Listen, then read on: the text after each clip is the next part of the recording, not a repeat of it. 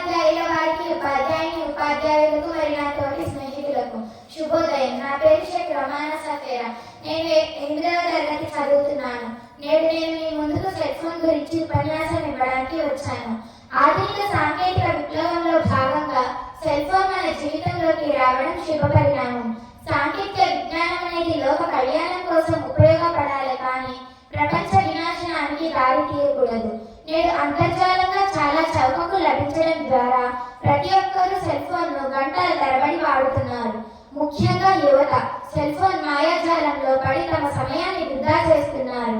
Social మీడియాలో తమకంటూ ఒక కొత్త కళల ప్రపంచాన్ని సృష్టించుకొని బంధువులను, మిత్రులను, చివరకు కుటుంబ సభ్యులను కూడా పట్టించుకునే తీరికలేక ఆన్లైన్లో జీవిస్తున్నారు.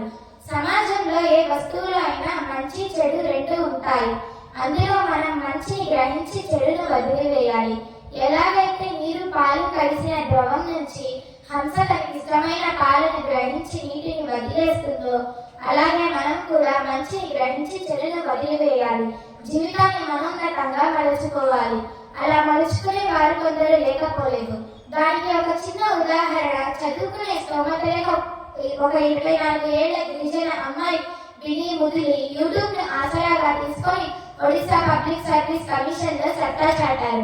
596వ ర్యాంకును సాధించారు. నేటి యువత ఇటువంటి వారిని ఆదర్శంగా తీసుకొని సెల్ ఫోన్ ను ఉపయోగించాలని కోరుతున్నాను.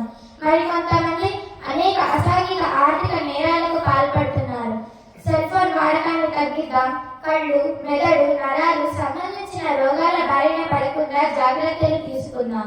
నేటి సమాజంలో సెల్ ఫోన్ వాడడం విపరీతంగా పెరిగినందున సెల్ టవర్లు విపరీతంగా పెరిగి పక్షుల జాతులను, పర్యావరణాన్ని, ముఖ్యంగా మన మానవ గమ్యాన్ని నశింపచేస్తున్నాయి. కావున మన పాఠశాల ద్వారా, కాలేజీల ద్వారా, ముఖ్యంగా ఇలాంటి వేదికల ద్వారా ప్రచారాన్ని చేసి కొందరినైనా మార్చుదాం.